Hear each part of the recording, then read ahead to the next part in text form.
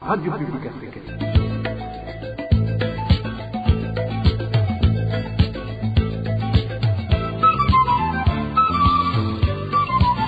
Radio Publique Africaine.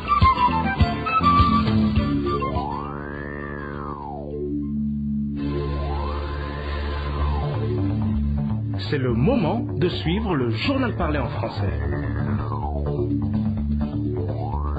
Merci d'être au rendez-vous du journal de ce 10 mai 2021. Bonjour et bienvenue, les principaux titres pour commencer.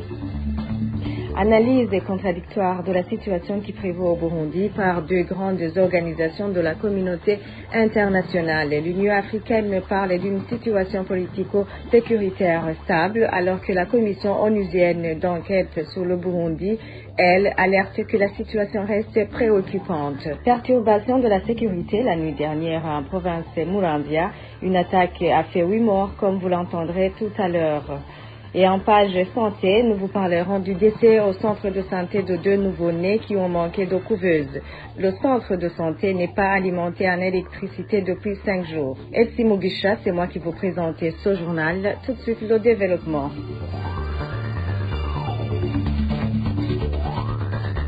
Encore une fois, bienvenue. Je viens de vous le dire, 8 personnes ont perdu la vie au cours d'une attaque qui a eu lieu ce dimanche en province Muramvya, sur la route menant vers la mairie de Bujumbura. Via son compte Twitter, le ministre de la Sécurité a fait savoir que les auteurs de cette attaque étaient des voleurs armés. Mais au sein de la police, les sources de la RPA révèlent que dans les coulisses, les informations qui circulent entre les policiers indiquent que ce seraient des rebelles du mouvement Red Tabara éparpillés dans certaines localités du pays qui auraient mené cette attaque. Plus de détails avec Aimable Nishimwe. Cette attaque a eu lieu aux environs de 19h30 sur la route Bujumbura-Gitega, à 4 km du chef-lieu de la province de Muramvya. Comme l'indique le compte Twitter du ministère de la Sécurité publique, 8 personnes, dont un officier militaire nommé Onesphore Nzigimana, de grade de colonel, ont perdu la vie. Le même tweet mentionne aussi comme bilan de cette embuscade tendue sur 4 véhicules. En effectif de blessés non encore connus, la dite embuscade tendue précisément tout près d'une antenne de la Croix-Rouge est attribuée à un groupe de voleurs armés par le ministère de la Sécurité publique. Mais selon différentes sources de la RPA, au sein des hauts gradés de la police, dans les coulisses, les officiers soupçonnent que cette embuscade aurait été perpétrée par les rebelles du mouvement Red Tabara qui sont au Burundi. Ces confidences ont été également confirmées à la RPA par un haut gradé de service national de renseignement qui a indiqué qu'au sein de cette institution, il pointe du doigt le mouvement Red Tabara qui aurait mené cette attaque en provenance de la Kibira. Jusqu'à l'heure actuelle, le mouvement Red Tabara n'a pas encore revendiqué cette embuscade, que ce soit dans un communiqué ou sur canaux de communication. La rédaction de la RPA a tenté de joindre sur téléphone Patrick Nahimana, porte-parole du mouvement Red Tabara, mais sans succès. D'autres attaques sont devenues fréquentes au Burundi. En moins de 2 mois, d'autres attaques ont été signalées à province de Mwaro. C'était en date du 6 et 16 avril dernier. La première attaque a eu lieu au président du parti CNDD-FDD sur la colline Makamba et a fait un bilan de 2 morts. Le fils du chef de ménage et son domestique. La deuxième attaque en a fait 7 morts et 3 blessés en commune de Lusaka. Le bilan total des victimes de ces attaques d'hommes armés sur cette période donc est de 17 morts. Vous saurez que le président de la République, Evariste Ndayishimiye, a adressé le matin de ce lundi des condoléances aux familles des victimes sur son compte Twitter. Les informations qui nous parviennent disaient que le bilan s'est beaucoup alourdi. Les victimes de cette attaque de Muramvya sont actuellement 11. Et le matin de ce lundi, un corps sans vie d'un jeune homme a été retrouvé au quartier Kizingwe Vihara, en zone Kanyosha de la municipalité de Bujumbura. Le cadavre était dans un caniveau situé non loin du domicile du défunt. Ses voisins indiquent qu'il aurait été tué ailleurs et que les bourreaux ont jeté son corps dans cet endroit.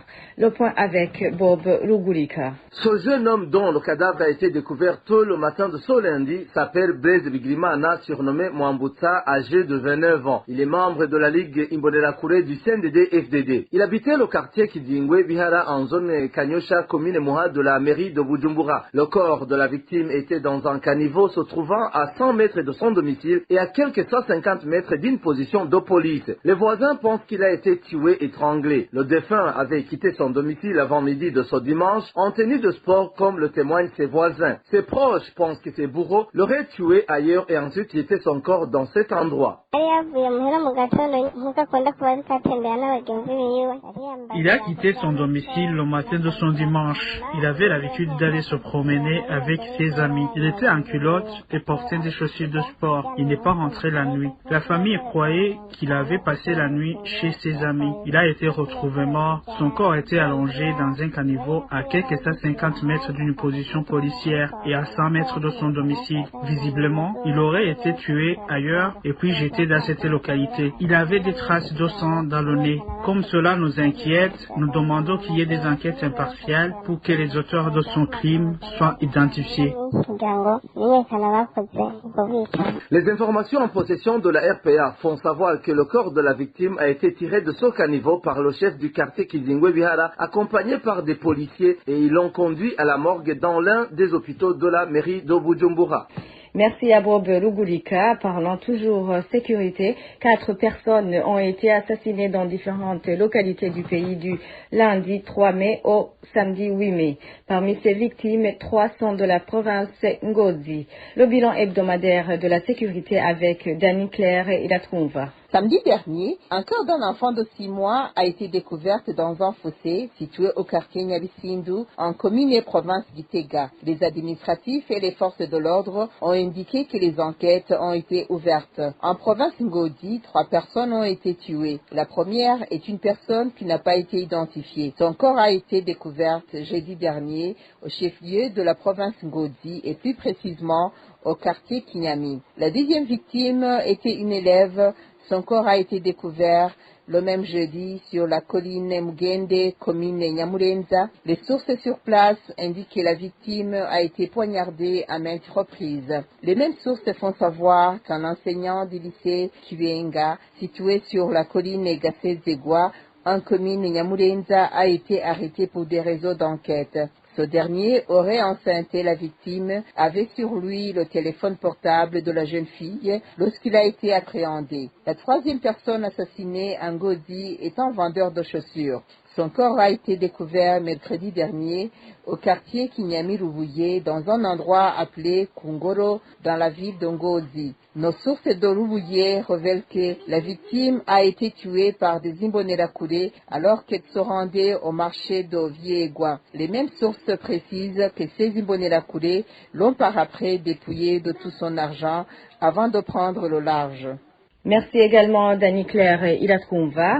5 kiosques pleins de marchandises du centre Buraniro en commune Butaganzwa de la province Kayanza sont partis en fumée la nuit de ce dimanche suite à du feu dont l'origine est inconnue. Une information confirmée par Janvier Kanyana, administrateur de cette commune, qui reconnaît également que n'eût été l'intervention rapide de la population, le bilan des dégâts aurait été lourd car les kiosques étaient en bois. Cette autorité affirme aussi que l'incendie n'était pas criminel.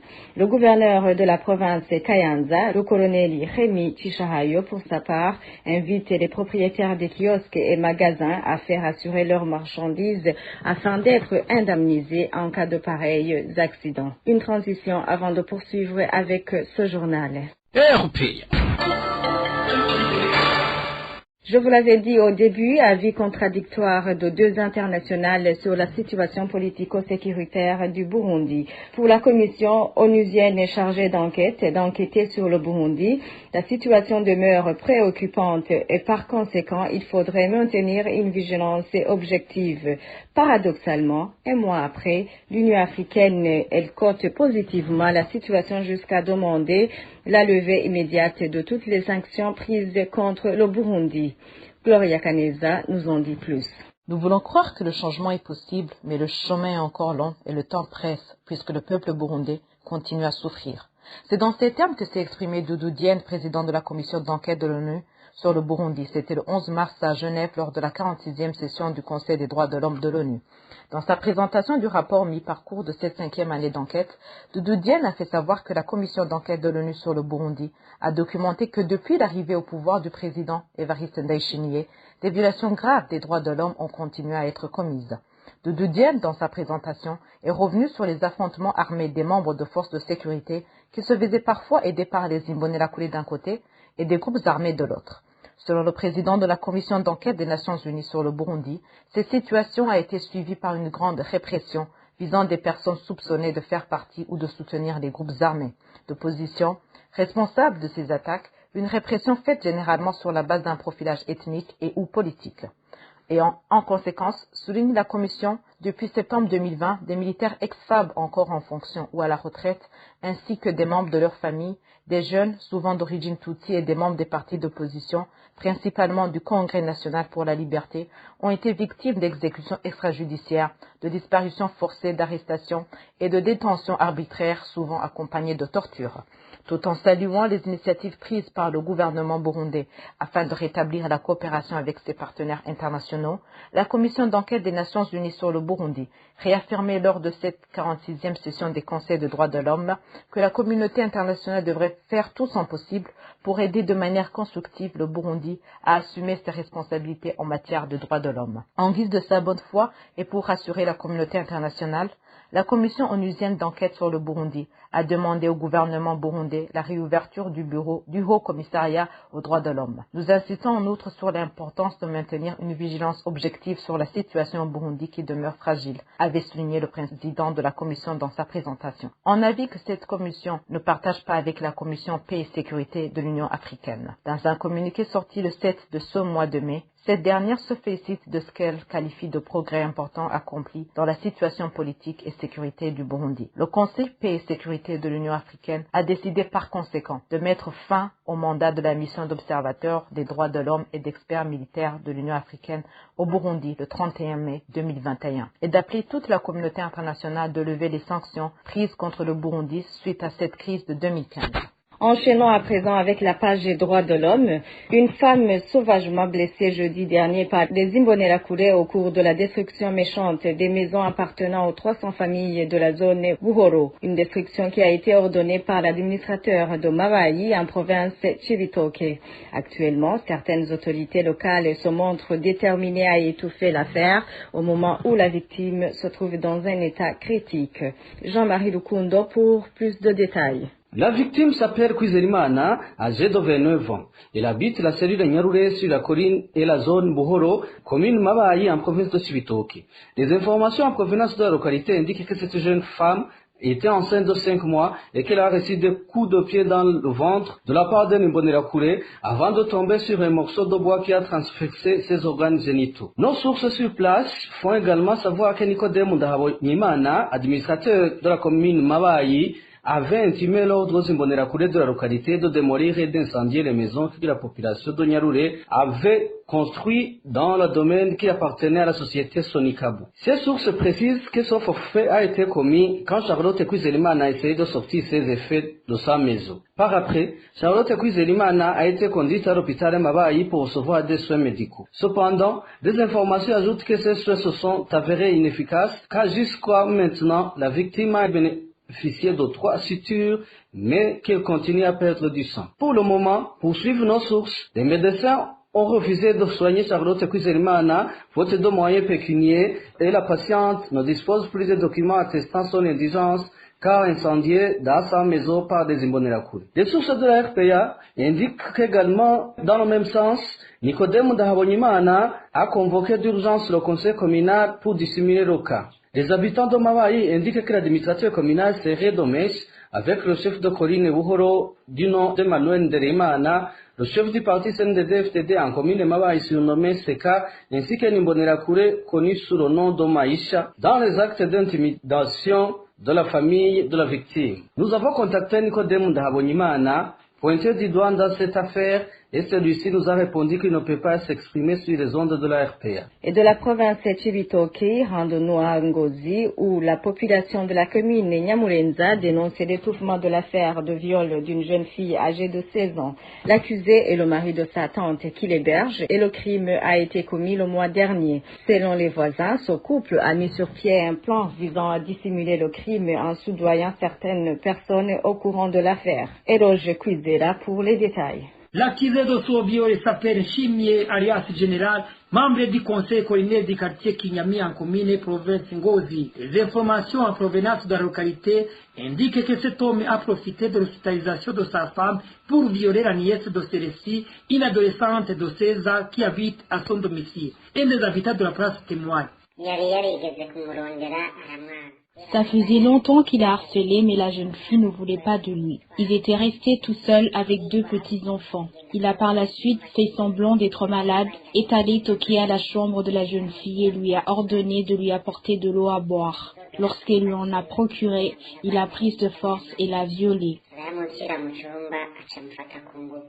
Renommé Chimier a par la suite donné des pots de V aux autorités collinaires dont les chefs de service du dit quartier pour étouffer l'affaire, les vers et les mêmes sources locales. Les autres personnes qui auraient pris part à cette coalition sont les animateurs communautaires, dont un certain Bouchoum alias Oiseau. La fille n'arrêtait pas de crier. Quand les voisins ont débarqué, elle leur a raconté toute l'histoire et ils ont alerté le prénommé Nestor, alias Kazungu, le chef du quartier. Il a donné à cette autorité une somme de 500 000 francs burundais. C'est le chef du quartier qui s'est par la suite chargé des animateurs communautaires qui avaient amené la fille à l'hôpital en leur donnant une partie de l'argent. Ces derniers ont alors inventé une histoire selon laquelle au moment où elle était allée acheter du sel, elle aurait été violée par une personne inconnue avant d'étaler. Les mêmes informations précisent qu'après avoir été mise au courant de la situation, la femme de l'accusé a fait mine de rien et s'est rangée du côté de son mari. Pour le moment, le voisinage indique que la victime se trouve actuellement dans un état de dépression, étant donné que le couple l'a contraint de rester sur le lieu du viol.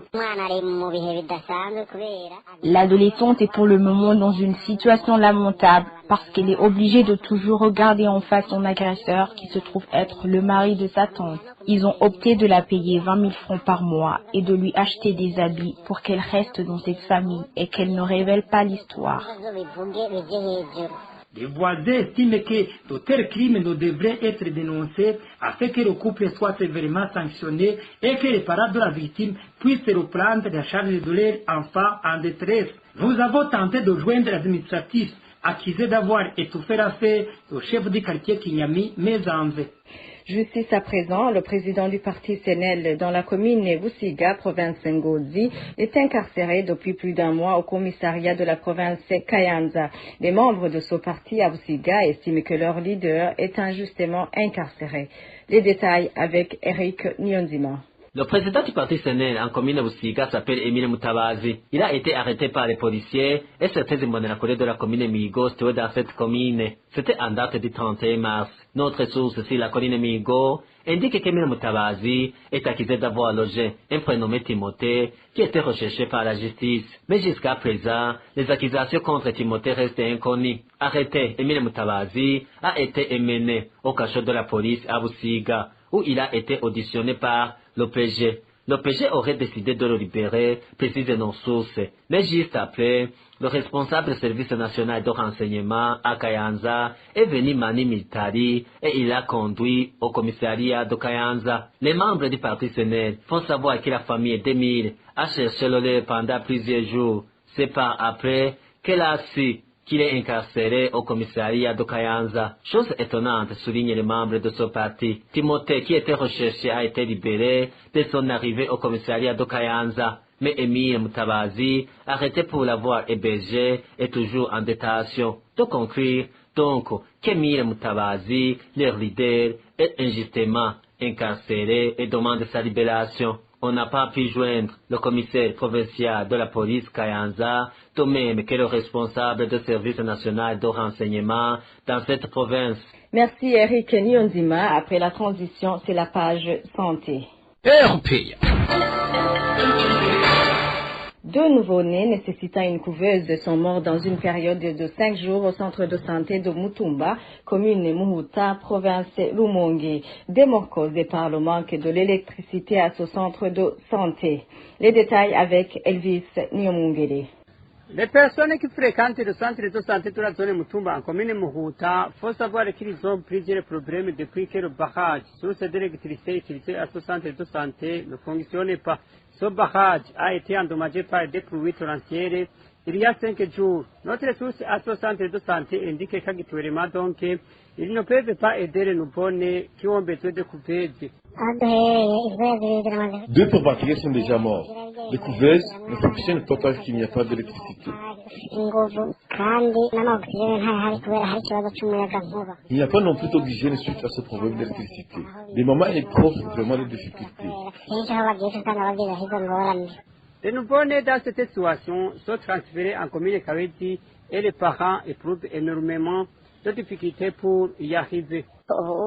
Les prématurés sont transférés en commune Kawedi parce qu'il n'y a pas d'électricité ici. Et ce sont ces parents qui se débrouillent pour trouver un véhicule pour les conduire à Kawedi et ils sont obligés de contourner pour y arriver. Suite à cette panne la nuit, on utilise des bougies pour l'éclairage de ce centre de santé et tous les travaux nécessaires de courant électrique sont suspendus. Les habitants de la zone Mutumba demandent que ce problème soit résolu d'urgence pour limiter des dégâts. Contacter l'administrateur de la commune Mukuta, Domitien Nuzonimana, n'a pas répondu à notre appel. Et en éducation, grogne des parents des élèves de la 9e année fondamentale et en province de Bururi suite aux contributions leur exigées par la direction provinciale de l'enseignement. De l'argent destiné justifie la direction de l'enseignement à l'organisation des tests d'entraînement au concours national. Mais ces parents jugent exorbitant le montant donné. Le point avec Francine Mahoro. Chaque élève de la 9e année fondamentale et en province de Bururi doit payer 1000 francs burundais par trimestre, un montant destiné à la préparation des tests d'entraînement au concours national. Les parents d'élèves de cette province se lamentent que son montant exigé par la direction provinciale de l'enseignement est énorme, étant donné que les 10 tests sont faits 2 fois seulement le trimestre et sont faits sur des simples papiers. Cet argent qu'on doit payer chaque trimestre est trop élevé. Un seul papier coûte 50 francs. 2 papiers par trimestre est donc 100 francs. L'impression d'une seule page ne va pas au-delà de 100 francs. Si chaque enfant de la 9e année fondamentale en province Bururi paye 1000 francs chaque trimestre, imaginez-vous l'argent qui reste après avoir tout payé. Les parents d'élèves de la province Bururi indiquent qu'ils ne sont pas contre le paiement d'argent destiné à la préparation des tests d'entraînement au concours national. Ils précisent cependant qu'ils sont contre le paiement des montants corsales de l'utilisation suscite des interrogations. Vraiment, nous ne sommes pas contre ces tests d'entraînement au concours national. Nous sommes plutôt contre cette attitude des autorités provinciales de l'enseignement qui nous exigent de payer des montants exagérés alors que nous sommes dans une situation de pauvreté. Nous suspectons un détournement éventuel de ces fonds. Il faut que les autorités habilitées interviennent pour arrêter ce genre de vol. Les parents des élèves de la province de Bururi proposent la mise en place d'un comité chargé d'étudier les frais nécessaires pour la préparation de ces tests d'entraînement au concours national. À ce propos, la rédaction de la RPA a essayé de joindre Antoine Sabiyumva, le directeur provincial de l'enseignement à Bururi. Après notre présentation, il a nié être au courant de cette affaire. Merci à Francine Mahoro. Loger la représentation d'un parti politique dans les bureaux de la commune, c'est violer les textes de la constitution burundaise. Propos du politicien, du politique Tassien Sibomana, qui réagit au cas de Mutimbuzi, où le représentant du parti CNDD-FDD a son bureau dans les bâtiments de la commune depuis le mois de mars. Selon Tassien Sibomana, l'administrateur de la commune Mutimbuzi devrait prioriser l'intérêt général, dirigé pour tout le monde sans aucune distinction politique, et aussi se rappeler que le Burundi est un pays multipartite. Suivez Tassien Sibomana. Tant que le Burundi est entré dans le multipartisme, il n'y a pas lieu de confondre les biens publics des biens d'un parti, fut-il au pouvoir. Quand l'administrateur donc s'arroge le droit d'abriter la permanence d'un parti X dans un siège communal, les biens publics, en l'occurrence le siège communal, diffèrent nettement des biens d'un parti au pouvoir. Ça démontre que l'administrateur en soi n'est pas capable de diriger sa commune, ce qui est une violation flagrante des lois burundaises. Je demande donc peut-être à ses supérieurs hiérarchiques, s'ils ne sont pas complices, c'est tout au moins de lui rappeler à l'ordre avant qu'il soit trop tard. Il y a risque que cette administrative force la population à adhérer au parti qui n'est pas de son choix, parce que je présume que en procédant de la sorte, ils ont voulu faire la population qui cherche des services administratifs de passer d'abord par la permanence du parti CNDD-FDD avant de prétendre à un quelconque service administratif, ce qui est une violation flagrante des lois. C'était le politicien Tassien Sibomana. Page réfugiés avant de clore cette édition. Tous les champs qui appartenaient aux réfugiés burundais du camp d'Onduta, récemment rapatriés, ont été détruits. Cette sale besogne a été exécutée hier par les jeunes gardiens de la paix dans ce camp sur ordre des autorités tanzaniennes. Les plantations détruites étaient du maïs, manioc et des bananiers. Les réfugiés du camp d'Onduta en Tanzanie voient dans cet acte la haine que les autorités ont pour ces réfugiés, car ces plantations auraient été utiles pour ceux qui sont encore dans ce camp. Suivez plutôt un des réfugiés du camp d'Onduta. Aussitôt qu'un réfugié retourne au pays, il se présente pour démolir sa maison et détruire toutes ses plantations. Il rase tout, à commencer par les bananeries. Et tout ça pour que ceux qui sont restés n'en profitent pas. On nous avait interdit de cultiver à nouveau, mais jamais on nous avait dit que tout ce qui est dans le champ devra être enlevé. Depuis, nous n'avons rien planté. Nous ne comprenons donc pas pourquoi ils ont enragé toutes nos plantations alors qu'on était à quelques jours seulement de la récolte. L'autre chose qui nous a choqués, c'est le fait qu'ils s'en soient pris aux bananeries alors qu'elles étaient là avant l'interdiction. Ce qui veut donc dire qu'ils devraient attendre qu'elles aient porté des fruits. En fait, tout ça montre combien les autorités de la place font tout pour nous forcer à rentrer au pays, quitte à nous priver de tout. C'est d'ailleurs cette persécution qui pousse bon nombre d'entre nous à se rapatrier. Voilà donc, fidèles de la RPA, c'est par cette voix d'un des Burundais réfugiés au camp d'Onduta que nous bouclons ce journal. Merci de nous avoir prêté une oreille attentive. Au micro, vous étiez avec Elsie Mugisha. Bonsoir chez vous.